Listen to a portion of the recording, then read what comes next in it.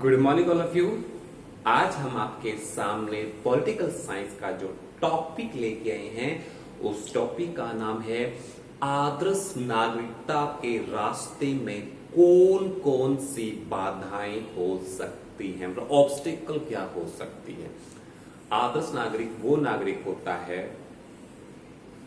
जो हमेशा अपने देश के बारे में पहले सोचता है, उसके लिए अपने परिवार से बढ़कर भी अगर कुछ होता है तो वो देश होता है। तो सबसे पहले जो आज का मैं टॉपिक आपके लिए आदर्श नागरिक के मार्ग में क्या क्या बाधाएं हो सकती है। जो पहली बाधा है वो है निरक्षरता। एक अनपढ़ व्यक्ति अगर कोई है तो वो देश के बारे में नहीं सोचे, वो जागरूक नहीं होगा, अवेयर नहीं होगा, उसे समाज से कुछ लेना देना नहीं, वो सिर्फ अपने तक सीमित होगा। इसलिए निरक्षरता मतलब अनपढ़ता एक आदर्श नागरिक या आदर्श नागरिकता के बीच में सबसे बड़ी बाधा होती है। सेकंड पॉइंट हमारे सामने है स्वार्थ। आदर्श नागरिक की जो भी है, जो दूसरी बाधा हम आपके सामने लेके हैं वो है स्वार्थ। आजकल का मनुष्य पूरी तरह से स्वार्थी हो गया है। वो अपने परिवार तक सीमित है, अपने बच्चों तक सीमित है। बाहर क्या हो रहा है क्या नहीं हो रहा है इससे उसको कोई मीन नहीं है। तो एक स्वार्थी इंसान, एक स्वार्थी नागरिक आदर्श नागरिक नहीं हो सकता। एक आदर्श नागरिक वही होता है जो पहले देश के बारे में सोचे, दूसरों के बारे में सोचे और बाद में अपने बारे में सोचे। ऐसे नागरिक देश में बहुत ही कम मिलते हैं। तीसरा जो है हमारे सामने वो है आलस्य। आलसी व्यक्ति भी देश का विकास नहीं कर सकता, क्योंकि अगर हर व्यक्ति आलसी हो जाए तो देश का विकास नहीं हो पाएगा। आलस्य मनुष्य का सबसे बड़ा दुश्मन है। इसलिए आलसी व्यक्ति को देश विकास में जो योगदान होता है वो ना के बराबर होता है। इसलिए हमें अपने आलस्य को दूर करना होगा ताकि हमारे क्षेत्र का, हमारे समाज का, हमारे सोसाइटी का विकास हो सके।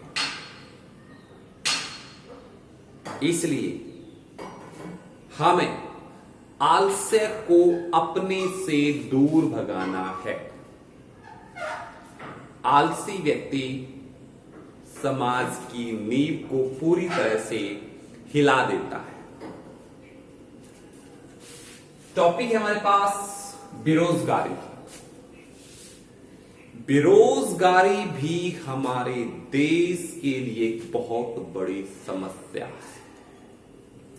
जिस प्रकार बेरोजगारी हमारे खुद के लिए समस्या है तो ये पूरे देश के लिए भी समस्या है। अगर सारे व्यक्ति बेरोजगार हो जाएंगे, बेरोजगारी बढ़ जाएगी तो देश की जो जीडीपी है, जो विकास है, वो कैसे हो पाएगा। इसलिए देश के विकास के लिए हमें अपने साथ सबको लेके चलना है। सबका साथ सबका विकास के लोगों के ऊपर चलना है, तभी जाके हम अपने साथ साथ पूरे देश का विकास कर पाएंगे। जो जीडीपी होती है किसी एक व्यक्ति की नहीं होती है, पूरे से पूरे देश की जीडीपी लगाई जाती है। हम नहीं चाहते कि एक भी व्यक्ति बेरोजगार रहे, सबके पास काम हो, दूसरों की तरफ ना देखे, दूसरों पर निर्भर ना रहे, तभी देश का विकास हो सकता है। इसके अलावा रीति रिवाज भी आजकल, माना कि मनुष्य पढ़ा लिखा होने के बावजूद भी इतने सारे रीति रिवाज हैं, पुराने जमाने के चलते आ रहे हैं, आज भी वो पढ़े लिखे मनुष्य को अपने साथ साथ खींचे चला रहे हैं। हम पुराने रीति रिवाजों को छोड़ ही नहीं पा रहे, चाहे वो रीति रिवाज दहेज प्रथा है, बाल विवाह है, ये ऐसी कुछ बुरी प्रथाएं हैं जो कि हमारे समाज के लिए पूरी तरह से क्या है, पूरी तरह से कलंक है। हमें इस कलंक को खुद से और अपने देश से मिटाना होगा, तभी जाके एक हम आदर्श नागरिक बन सकते हैं। क्षेत्रवाद, क्षेत्रवाद भी एक बहुत बड़ी समस्या है। क्षेत्रवाद का अर्थ क्या होता है कि हर व्यक्ति सिर्फ और सिर्फ अपने क्षेत्र के बारे में सोचता है। मेरे घर का विकास हो जाए, मेरी गली का हो जाए, मेरे गांव का, मेरे शहर का। उसको क्या मतलब दूसरे शहर में क्या हो रहा है, कोई जा रहा है, कोई मर रहा है, उसको कोई चिंता नहीं होती। और जब तक ऐसे नागरिक देश में रहेंगे, उस देश का विकास हो ही नहीं सकता। आज का मनुष्य सिर्फ और सिर्फ अपने क्षेत्र तक है। यूपी वाले को हरियाणा में क्या हो रहा है कोई मतलब नहीं, हरियाणा वाले को यूपी में हो रहा है कोई मतलब नहीं, दिल्ली में क्या हो रहा है किसी को कोई मतलब नहीं। अरे उनको कौन समझाए, जब तक हम सभी का विकास नहीं होगा, इस देश का विकास नहीं हो सकता। आई होप कि आपको ये टॉपिक रिमाइंड हो गया होगा।